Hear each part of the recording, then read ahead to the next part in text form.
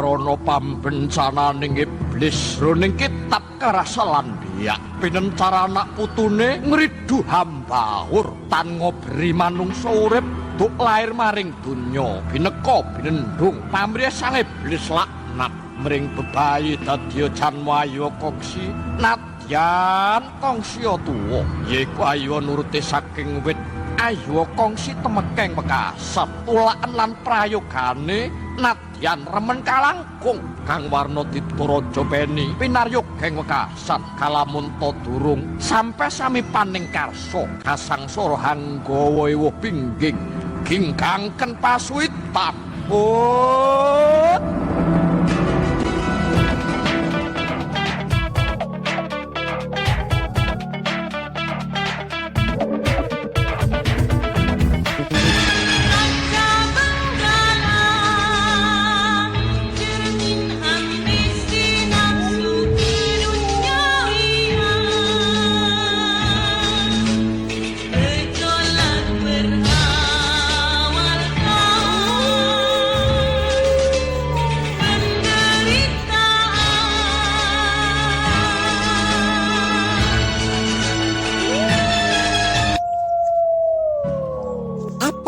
Dan bagaimana itu reinkarnasi?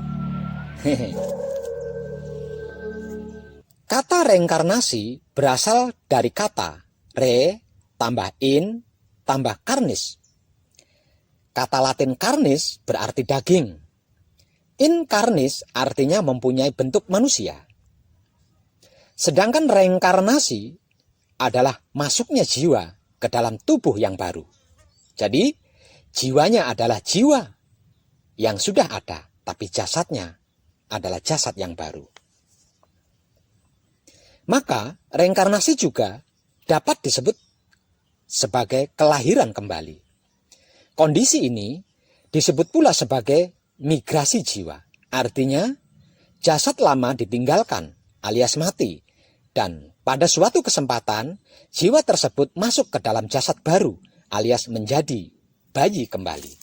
Yang dalam bahasa Inggris, reinkarnasi disebut sebagai reborn atau rembodiment. Paham?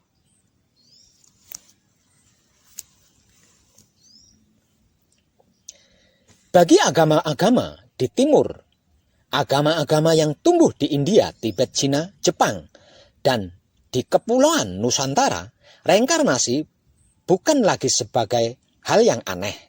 Reinkarnasi bukan dipahami sebagai kepercayaan atau keimanan, tapi sebagai hukum alam. Bagaimana dengan reinkarnasi di dunia barat? Sumber dasar filsafat barat adalah budaya Yunani. Sumber dasar filsafat barat adalah budaya Yunani dan Romawi. Pada kedua budaya tersebut, reinkarnasi diterima sebagai kepercayaan di antara filsuf Yunani kuno, Plato yang hidup pada abad ke-5 hingga ke-4 sebelum Masehi.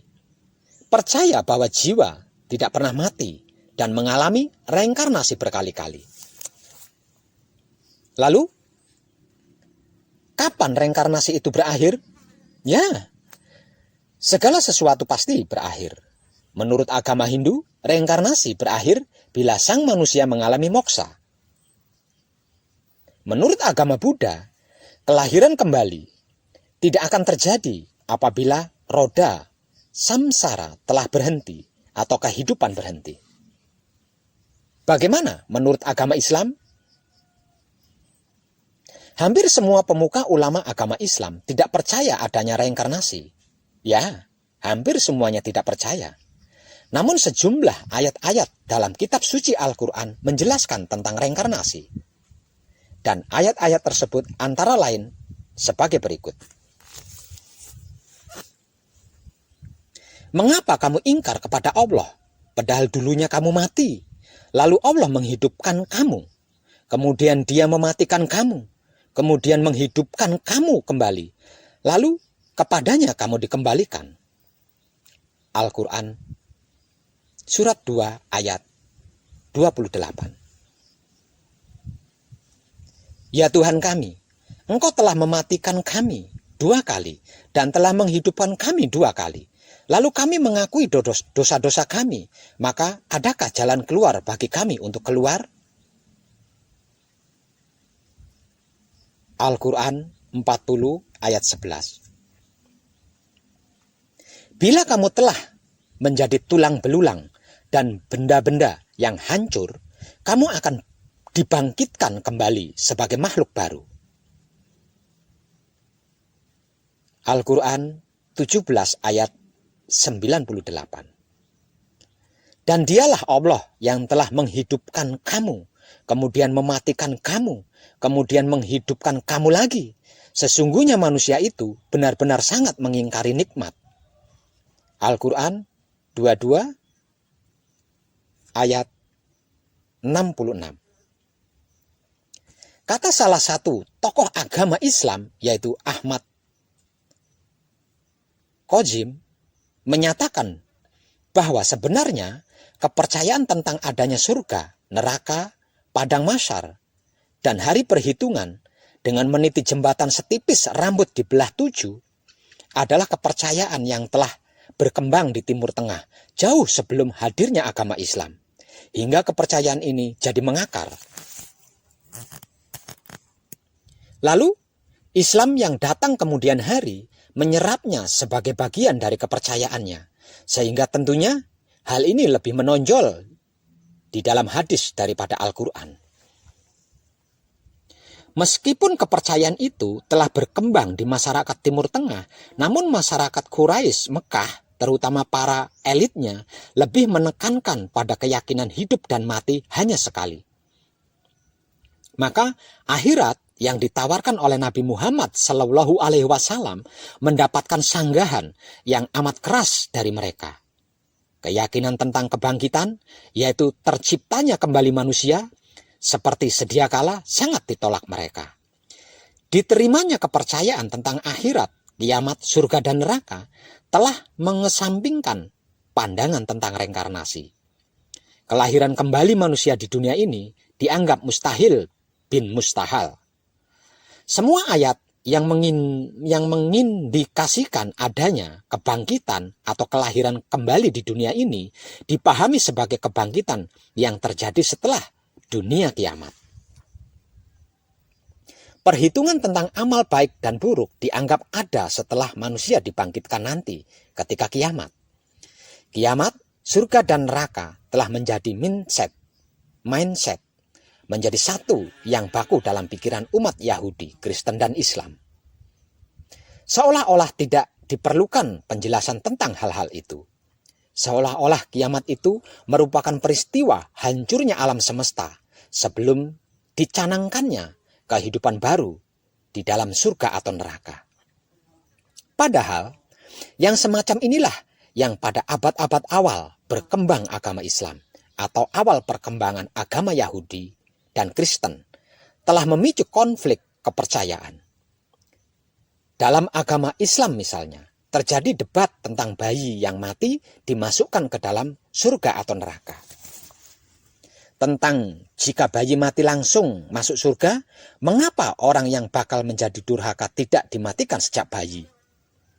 Dan lain-lain. Nah, akibat umat tidak diberi teladan untuk berbuat kebaikan, tapi disibukkan dengan pertikaian. Pada sisi lain, dalam rangka membuka wawasan pengetahuan kita semua, marilah kita simak tentang sejumlah penelitian ilmiah tentang reinkarnasi sebagai berikut.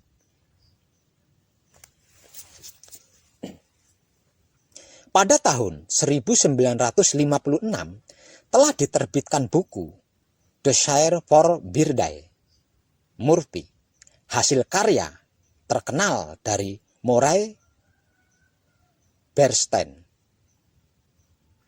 Buku tersebut memuat hasil penelitian penulisnya dalam mengikuti beberapa kasus hipnotis yang menggabungkan konsep reinkarnasi dan hipnoterapi menjadi satu.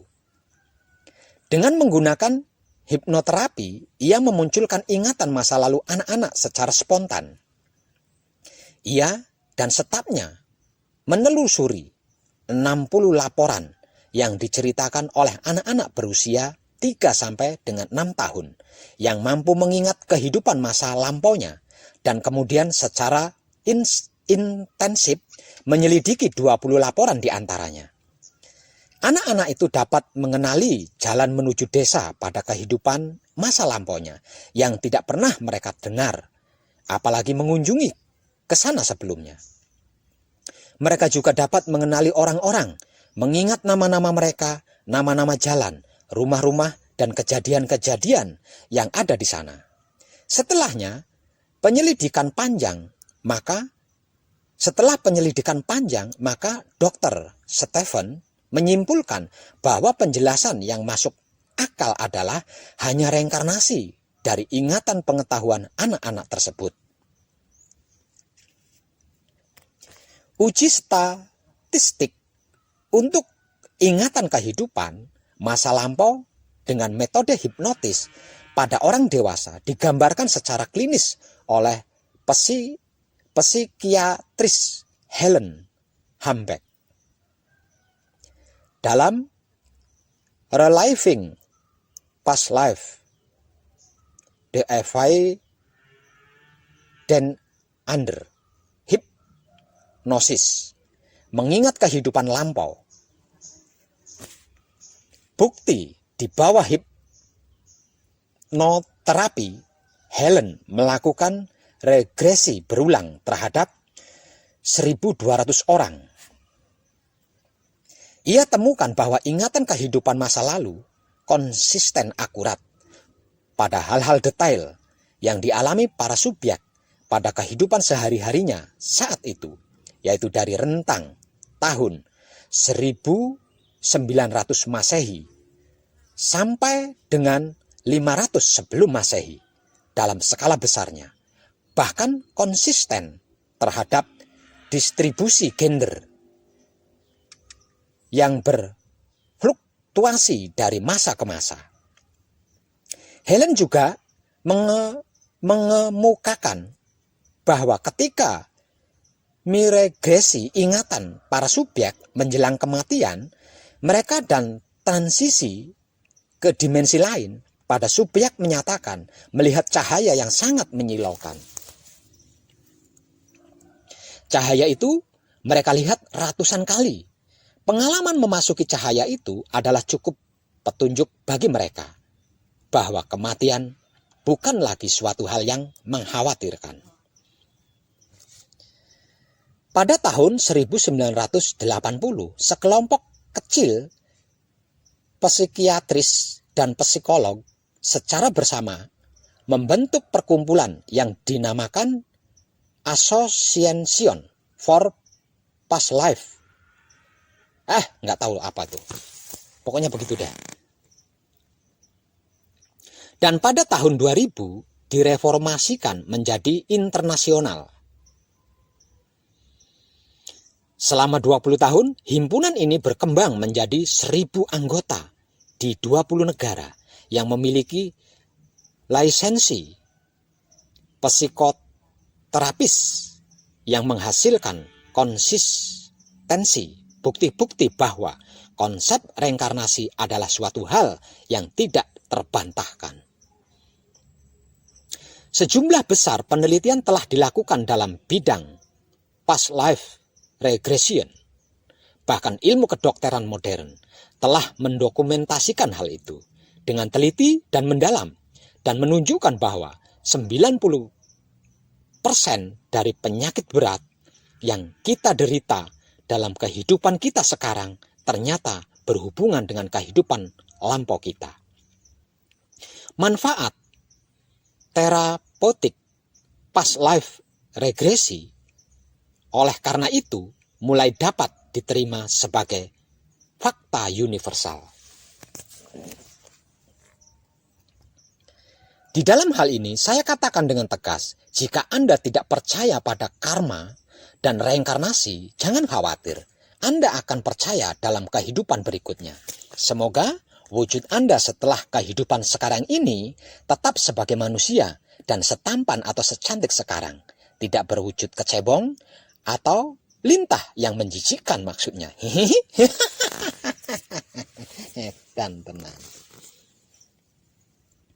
Nah, sekarang bagaimana pendapat panjenengan terhadap hasil penelitian yang sudah saya uraikan tadi?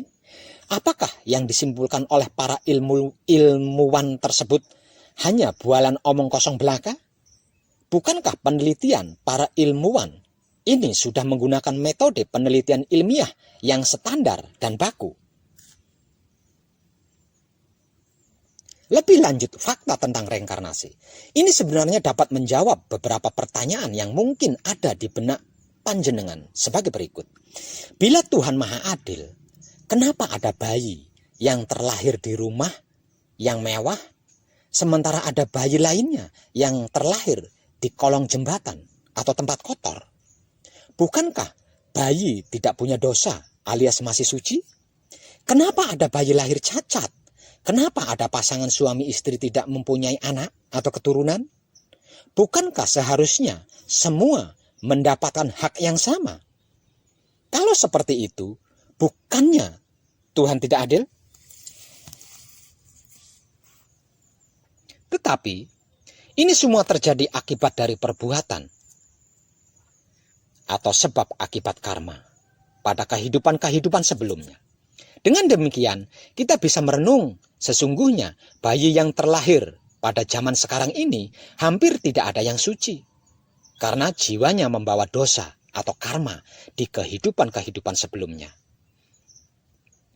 Bayi yang terlahir di kolong jembatan adalah akibat perbuatannya pada kehidupan yang lalu, mungkin kurang bersyukur atas kekayaan atau rezekinya yang telah dianugerahkan Tuhan kepadanya dan sering menghina orang miskin. Bayi yang terlahir cacat diakibatkan pada kehidupan sebelumnya, organ tubuh yang cacat dan seterusnya sering dipergunakan untuk menganiaya sesama makhluk hidup. Pasangan suami istri tidak mempunyai keturunan atau anak, mungkin karena pada kehidupan yang lalu mereka tidak mengurus, mendidik anak-anaknya dengan baik, yang merupakan amanah dari Tuhan. Jadi, sebenarnya Tuhan yang Maha Adil menciptakan kita semua kala inkarnasi. Kehidupan pertama adalah masa semua dan sempurna adanya. Baik dalam tubuh fisik, rezeki, semuanya sama. Tidak ada yang dibeda-bedakan. Hanya wajah saja yang berbeda. Jadi sebenarnya Tuhan yang Maha Adil menciptakan kita semua kala inkarnasi kehidupan pertama adalah sama semua dan sempurna adanya. Baik dalam tubuh fisik, rezeki, semuanya sama. Tidak ada yang dibeda-bedakan. Hanya wajah saja yang berbeda. Perbuatan kita pada kehidupan pertama dan selanjutnya lah yang menjadikan adanya perbedaan peruntungan antara manusia yang ada dalam kehidupan sekarang ini.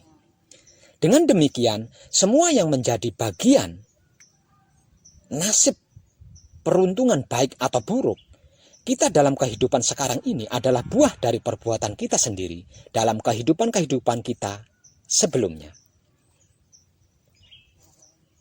Hal ini ditegaskan dalam kitab suci Al-Quran sebagai berikut. Maka Allah sekali-kali tidak berlaku zalim kepada mereka. Akan tetapi merekalah yang berlaku zalim kepada dirinya sendiri. Al-Quran 30 ayat 9. Bacalah kitabmu, cukuplah dirimu sendiri pada waktu ini sebagai penghisap terhadapmu. Al-Quran 17 ayat 14. Mungkin di antara para penyimak masih ada yang ragu perihal reinkarnasi ini, dan mungkin ada yang bertanya sebagai berikut. Bila seandainya memang reinkarnasi ini ada, kenapa kita harus dilahirkan dan hidup berulang-ulang kali? Kenapa tidak cukup satu kali saja kita hidup? Jawabannya, tidak terlepas dari sifat Tuhan yang Maha Pengasih dan Maha Penyayang. Berulang kali kata Bismillahirrahmanirrahim diucapkan ketika kita membaca kitab suci Al-Quran. Karena Tuhan begitu mengasihi dan menyayangi kita semua, sehingga meskipun kita telah berulang kali berbuat kesalahan, baik di kehidupan sekarang maupun di kehidupan sebelumnya, namun Tuhan tetap memaafkan kita dan masih memberikan kesempatan kepada kita untuk dapat menyadari semua kesalahan kita dan memperbaikinya hingga sempurna.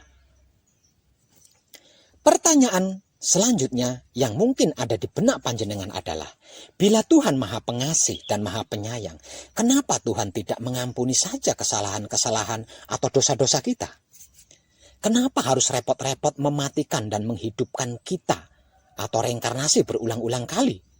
Ketahuilah saudara-saudariku sekalian, bahwa untuk mendapatkan sesuatu yang baik atau terbaik atau bernilai selalu butuh proses dan waktu yang menjadi ketetapan hukum alam.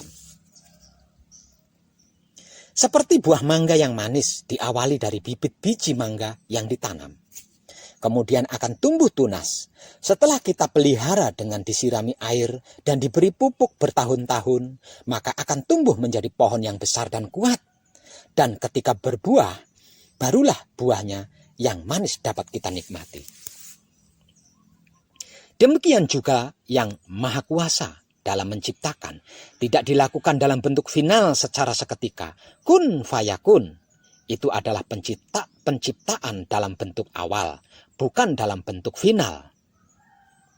Untuk menjadi bentuk final, semuanya butuh proses dan waktu yang disebut dengan proses tumbuh dan berkembang atau evolusi dan lain-lain. Inilah yang disebut dengan rencana besar, grand design dari Tuhan. Dalam menciptakan kita, manusia, Tuhan juga memiliki grand design bahwa kita disiapkan untuk menjadi makhluknya yang sempurna dan menganugerahkan kita keistimewaan yang khusus. Apa keistimewaan khusus kita? Mungkin kita tidak pernah terpikir oleh kita. Apa keistimewaan khusus kita? Mungkin tidak pernah terpikirkan oleh kita, bahwa sesungguhnya kita telah diberi anugerah istimewa oleh Tuhan, yaitu kemampuan untuk dapat memandang ke segala arah atau ke segala sudut atau ke segala segi, dan bebas memilih untuk berbuat baik atau buruk. Tuhan tidak menghendaki kita menjadi makhluk seperti robot yang diprogram untuk hanya patuh pada Tuhan, atau mempunyai pola hidup rutin teratur, misal bangun jam 5 pagi, mandi jam 6 pagi, tidur jam 10 malam, dan seterusnya. Bila dianalogikakan dengan program komputer, kita sebagai manusia diberikan oleh Tuhan sangat banyak menu pilihan, tidak terbatas untuk dapat digunakan sesuai dengan keinginan kita. Sungguh inilah bukti kecintaan Tuhan kepada manusia yang telah menciptakan kita dengan anugerah istimewa seperti itu. Meskipun dengan adanya keistimewaan ini, Tuhan tahu bahwa manusia nantinya dapat tidak patuh dan menentang Tuhan, serta berbuat kerusakan di muka bumi.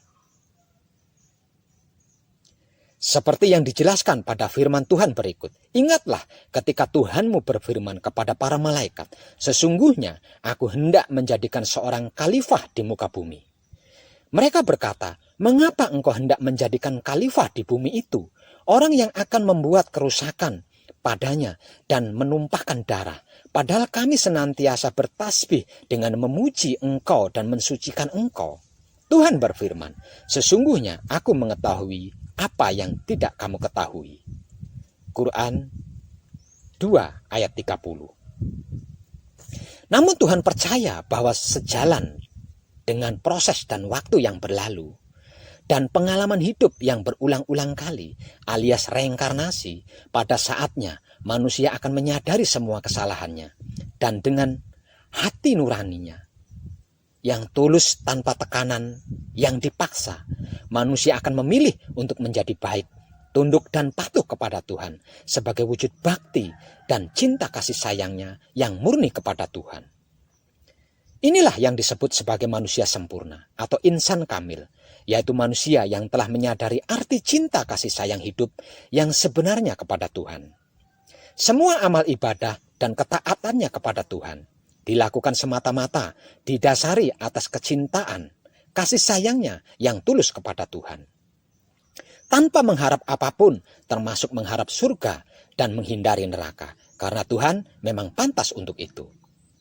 Berserah diri kepada Tuhan seutuhnya, karena dia yakin dan percaya bahwa Tuhan yang Maha Pengasih dan Maha Penyayang selalu memberikan yang terbaik kepada dirinya. Hanya dengan menjadi manusia sempurnalah seseorang akan terbebas dari proses kelahiran kembali atau reinkarnasi. Karena manusia sempurna adalah wujud kenyataan Tuhan, sedang Tuhan adalah jantungnya manusia sempurna. Sehingga otak atau pikirannya selalu damai, hati atau batinnya selalu bahagia, kelamin atau syahwatnya selalu tentram, karena dipangestoni dan diayomi selalu oleh Tuhan yang senantiasa manunggal di dalam dirinya. Maka kembalilah kepada Tuhanmu dengan otak hati kelamin yang bersih, tulus atau sukarela. Dengan demikian, jelaslah bahwa semuanya butuh proses. Bahkan Tuhan yang Maha Kuasa sendiri rela menunggu begitu lama sejak pertama kali kita diciptakan dan diturunkan ke dunia. Inkarnasi pertama, dilahirkan kembali, berulang kali, reinkarnasi, hingga saat ini. Inilah manifestasi dari sifat Tuhan yang Maha Sabar, yang begitu mengasihi dan menyayangi kita, dan mengharap kita tumbuh dan berkembang menjadi makhluknya yang sempurna. Renungkanlah itu.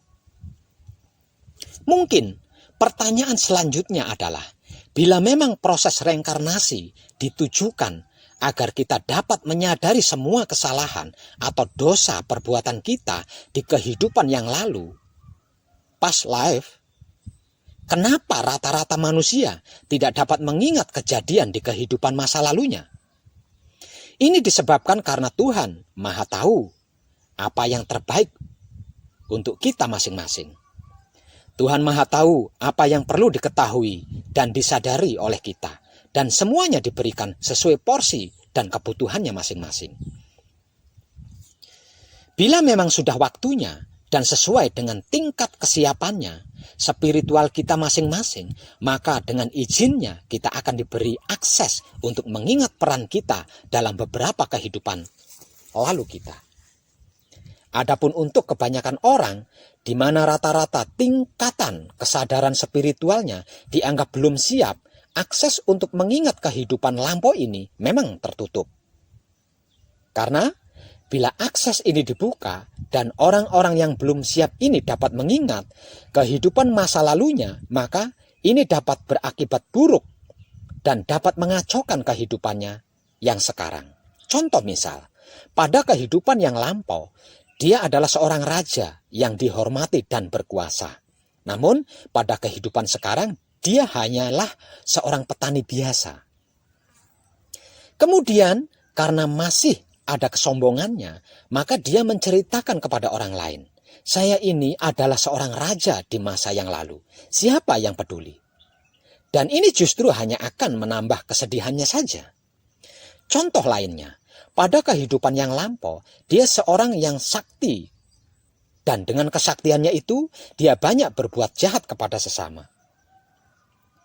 Karena dia dapat mengingat ilmu kesaktiannya, maka pada kehidupan sekarang pun, dia menjadi sakti dan tetap akan jahat. Sehingga tidak akan ada perbaikan dari perilakunya.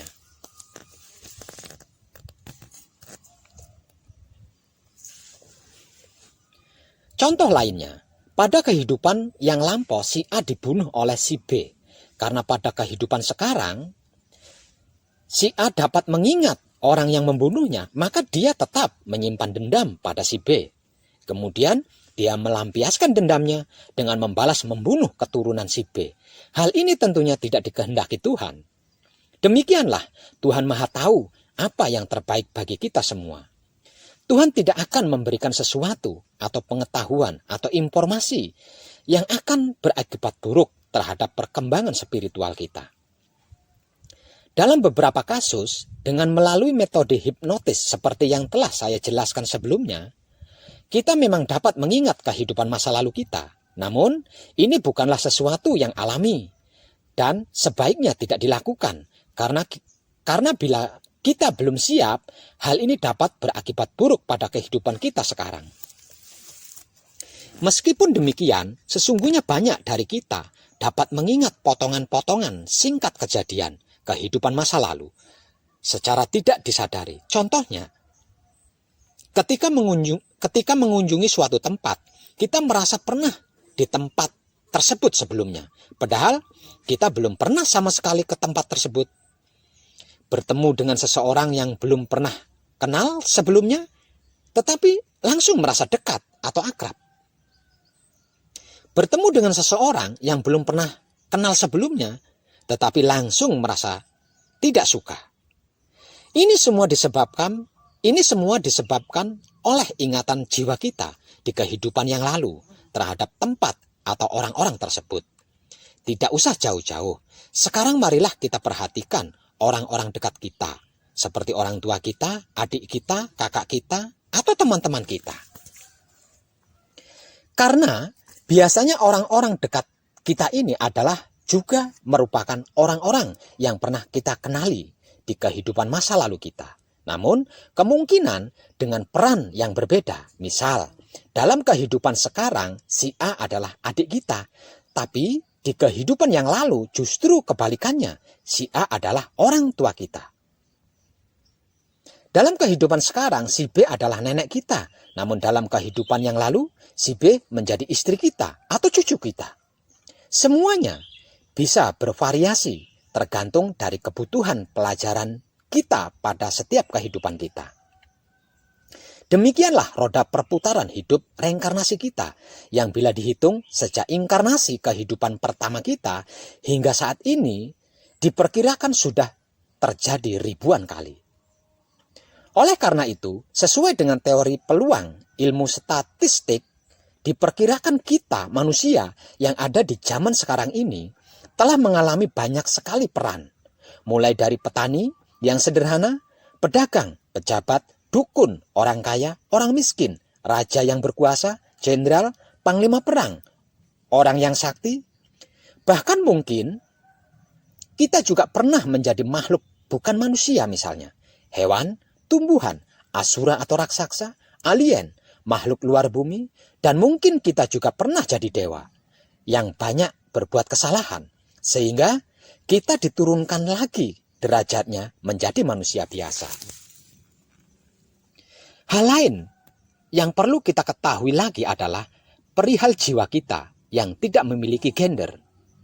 Sehingga dalam proses reinkarnasi ini, setiap orang dapat saja terlahir sebagai pria atau sebagai wanita. Misalnya, Anda sekarang terlahir sebagai pria. Belum tentu di kehidupan lalu Anda juga seorang pria. Bisa saja Anda menjadi seorang wanita.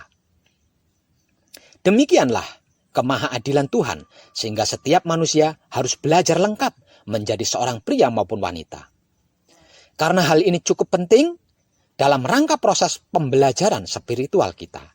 Dan oleh karena itulah, setiap manusia, baik pria maupun wanita, selalu memiliki dua sifat, feminim dan maskulin. Hanya saja, ketika kita terlahir sebagai wanita, maka sifat feminimnya yang akan menjadi dominan. Sedangkan ketika terlahir sebagai pria, maka sifat maskulinnya yang dominan. Mungkin di antara penyimak ada yang bertanya, bila jiwa tidak memiliki gender, kenapa ada hantu wanita dan juga ada hantu pria?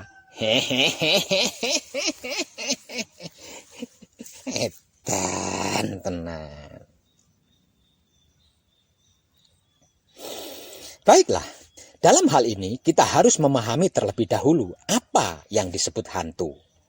Sesungguhnya, hantu atau setan adalah jiwa manusia atau sukmanya manusia yang ketika meninggal atau matinya banyak dibebani oleh ikatan-ikatan duniawi. Atau sebut saja mati penasaran atau tidak rela. Ketika seseorang mati dengan penasaran, maka tubuh eteriknya atau korinnya tidak buyar dan menutupi bentuk asli dari jiwanya. Tubuh eterik atau korin adalah semacam lapisan energi yang bentuknya sama persis dengan tubuh fisik atau raga. Nah, inilah yang disebut setan atau hantu. Jadi, memang betul bahwa bila kita melihat hantu, pasti memiliki gender. Namun adalah rancu bila mengatakan bahwa jiwa memiliki gender. Satu hal lagi yang juga perlu diketahui penyimak adalah ingatan dari jiwa kita yang tidak memiliki istilah lupa.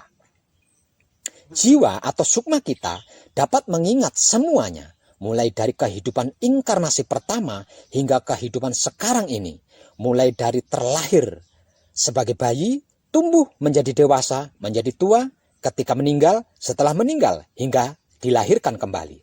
Semuanya terekam dan tersimpan dalam memori jiwa kita. Demikianlah ingatan dari jiwa atau sukma kita yang begitu lengkap sehingga seandainya kita diberi akses masuk ke dalam memori jiwa atau sukma kita, maka kita dapat mengetahui kapan dan di mana kita meninggal. Di kehidupan lalu kita. Apa penyebab kita meninggal? Apa yang terjadi setelah kita meninggal? Apakah menjadi hantu? Ditempatkan di neraka atau surga? Siapa saja yang bersama kita setelah meninggal? Bagaimana prosesnya? Hingga kita bisa dilahirkan kembali. Semuanya terlihat dengan jelas seperti melihat sebuah rekaman video. Dan berikut ini adalah hikmah atau pelajaran dari proses reinkarnasi. Hikmah atau pelajaran yang penting disadari dalam proses reinkarnasi ini adalah bahwa sebenarnya semua harta, kekayaan, kekuasaan, ilmu pengetahuan, kesaktian, anak, istri, suami, dan sebagainya adalah sifatnya sementara atau fana. Semuanya tidak ada yang abadi. Kita pernah menjadi seorang raja yang berkuasa, akhirnya mati. Menjadi orang kaya, akhirnya mati. Menjadi orang miskin, mati juga. Beranak, beristri, bersuami, atau tidak sama sekali, tetap mati. Menjadi orang sakti, akhirnya mati juga. Menjadi dewa, akhirnya mati juga. Kenapa? Dalam kehidupan sekarang ini, kita masih saja begitu berambisi mengejar hal-hal yang sifatnya sementara semua itu. Sehingga sebagian besar waktu kita habiskan untuk mengejar ini dan itu semua. Kenapa hingga saat ini kita tetap saja melakukan kesalahan-kesalahan yang sama? Itu semua. Pepatah lama mengatakan bahwa keledai saja tidak akan terperosok pada lubang yang sama. Apakah kita ini lebih bodoh dari keledai?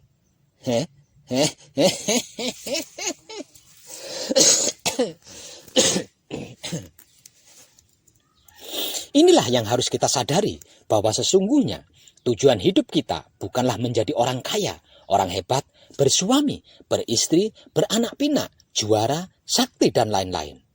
Tujuan hidup kita sebenarnya adalah untuk kembali kepada Tuhan Yang Maha Esa.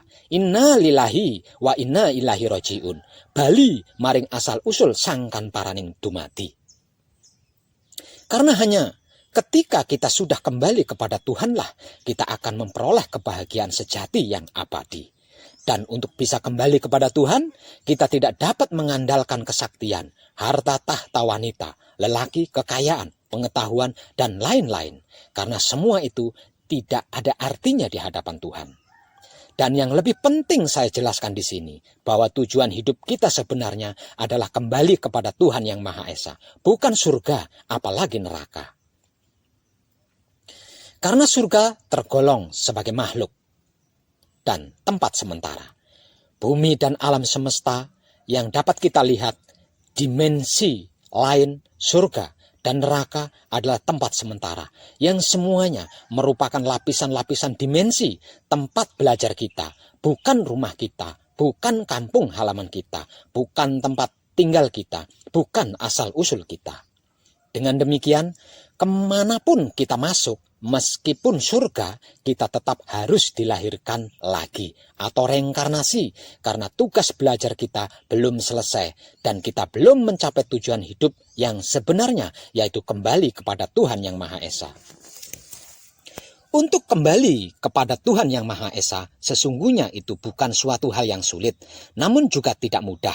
Ingat, kita sudah ribuan kali dilahirkan, tapi belum juga dapat kembali kepada Tuhan. Dan berapa banyak wahyu-wahyu yang telah diturunkan ke bumi oleh Tuhan kepada kita. Ada berapa banyak agama dan keyakinan serta kepercayaan yang telah kita pelajari selama hidup kita di dunia. Namun belum juga kita bisa kembali kepada Tuhan. Di sini saya hanya ingin berbagi dalam menunjukkan arah jalan yang tepat. Karena bila tanpa mengetahui arah jalan yang tepat, maka perjalanan kita tidak akan pernah sampai atau akan berputar-putar membuang waktu percuma. Hal pertama yang diperlukan untuk mencapai tujuan hidup yang sebenarnya adalah niat dan kesungguhan kita. Bersihkan otak kita dari prasangka yang tidak baik, lalu ikrarkan atau niatkan dalam hati bahwa mulai saat ini saya akan berupaya dengan sungguh-sungguh mencapai tujuan hidup yang sebenarnya, yaitu kembali kepada Tuhan Yang Maha Esa. Kedua, carilah guru pembimbing. Dan untuk mendapatkan guru pembimbing spiritual yang baik dan tepat diperlukan perjuangan dan dibutuhkan pengorbanan. Maka berupayalah untuk mencari guru pembimbing. Seperti mencari informasi dari teman, saudara, buku, media, atau lewat internet. Sembari berdoalah kepada Tuhan Yang Maha Esa agar Tuhan menunjukkan guru pembimbing spiritual yang baik dan tepat untuk membantu mencapai tujuan hidup yang sebenarnya, yaitu kembali kepada Tuhan Yang Maha Esa. Kemudian datangi atau temui guru spiritual itu kalau sudah menemukannya. Ketiga, saat sedang belajar, belajarlah bersungguh-sungguh. Jangan sekali-kali tergoda, apalagi berhenti belajar ketika berhadapan dengan harta, tahta, wanita, dan ilmu. Karena jalan kembali kepada Tuhan Yang Maha Esa yang sebenarnya akan melalui harta, tahta, wanita, dan ilmu. Jika sampai tergoda, apalagi sampai berhenti, berarti tidak akan pernah sampai tujuan, yaitu Tuhan Yang Maha Esa. Artinya, penderitaan, karma, dan reinkarnasi akan selalu menjadi lika-liku perjalanan kehidupan. Dengan catatan, jangan pernah melakukan pelajaran atau mempelajari sesuatu apapun yang bukan tentang Tuhan atau tidak ada Tuhan di dalam pelajarannya. Guru pembimbing spiritual bisa lebih dari satu orang, dan hendaknya jangan fanatik bahwa guru pembimbing harus mempunyai agama yang sama dengan kita.